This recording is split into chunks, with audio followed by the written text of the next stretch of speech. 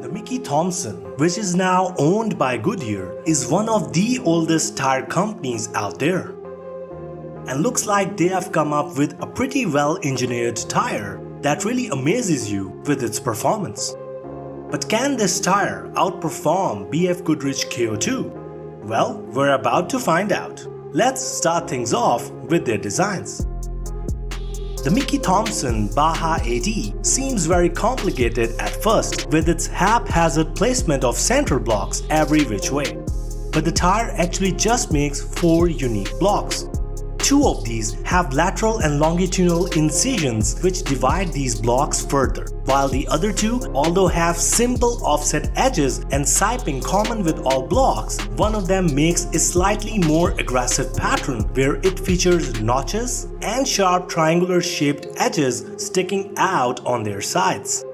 These biters are common with one other block as well, and together they make a very tough passing longitudinal groove in the middle. So the tire actually makes 3 of these circumferential grooves where the outer 2 are wider. On the other hand, the BFG KO2 does not make any proper channels. It features 3 unique blocks which are shaped in a way to interlock with each other. So they just make a web of grooves throughout the tire. And although the tire has less tread depth on average, it still provides you with deeper siping.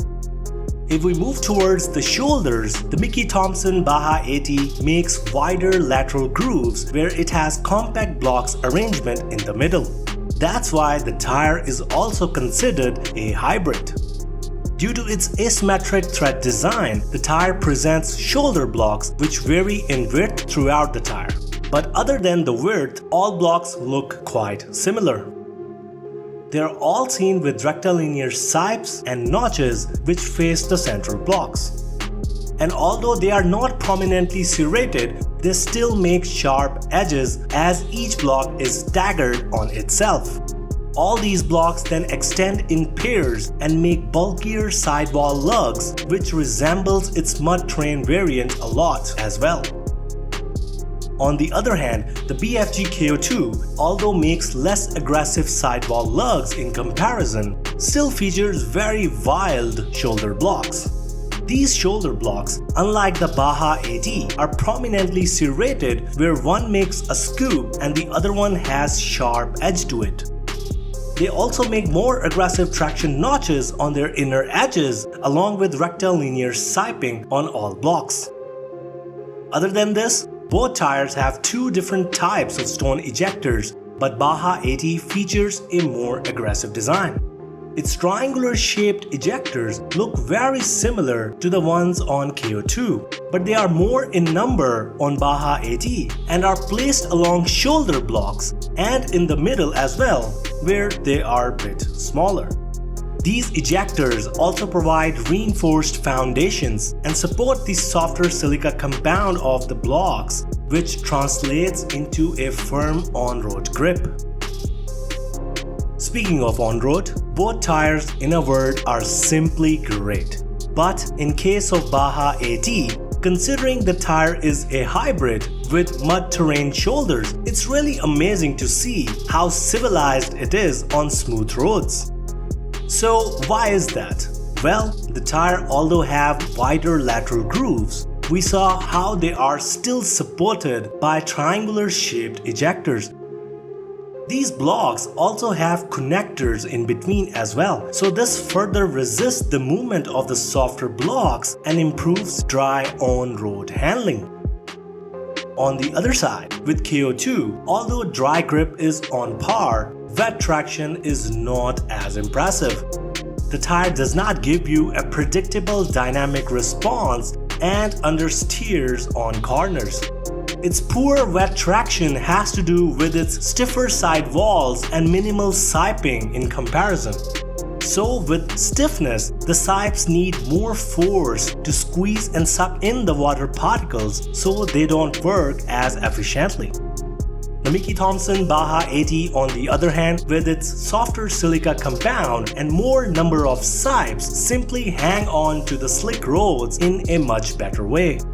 And besides wet traction, its softer rubber also enhances on-road comfort as the tire provides better cushioning to the bumps.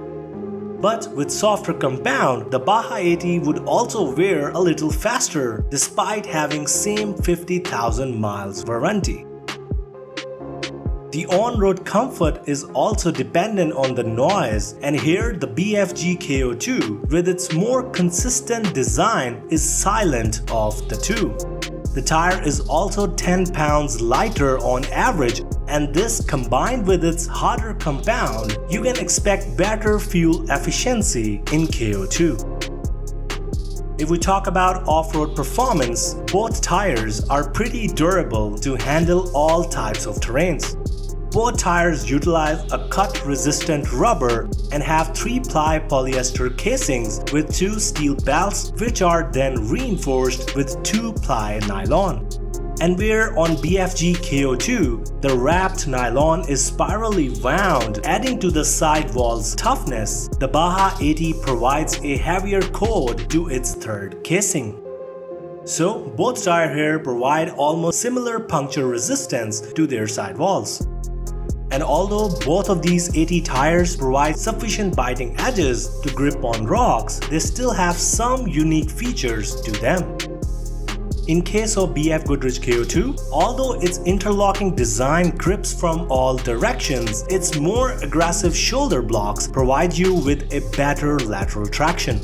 The tire also features deeper siping, where it goes all the way deep down to the tread's base, and this divides the blocks further, allowing them to bite into the surface of the rocks on a micro level. On the other hand, the Baja AT's softer compound simply sticks better on rocks. The tire also has bulkier sidewall lugs, which when pressured down, grab and pull more efficiently during flexing sidewalls. These bulkier lugs also help the tire in muddy terrains as they dig through the deep mud in a better way. And speaking of digging, although the BFG KO2 has more aggressive shoulder blocks with traction scoops, its interlocking design is not better at self-cleaning. This is not an issue with Baja AT, as the tire has deeper tread voids and clear pathways of 3 circumferential grooves where you can see triangular ejectors, notches, and chamfered edges. All these break down the mud particles as it passes through the wider channels of the tire. If we talk about snow, the locking pattern of the BFGoodrich KO2, which is not able to self-clean its tread efficiently, actually helps the tire on snow. Basically, the snowflakes have an interlocking design of their own, and they intermingle with each other, so the lodged snow in grooves sticks better on snow. The tire is also skinnier on average, so with smaller tread width, the tire is able to slash through the snow more efficiently. That's why Baja AT with width above 12.5 inches does not qualify for 3-peak mountain snowflake rating. But still, the Mickey Thompson has an upper hand here. The tire offers more siping and biting edges in comparison, and with softer compound, the tire can bear more extreme temperatures without getting stiffer. The tire is also better with deeper snow as it offers wider grooves and deeper tread voids. So, what do you think? Do tell in the comments. And please don't forget to subscribe. Till next time.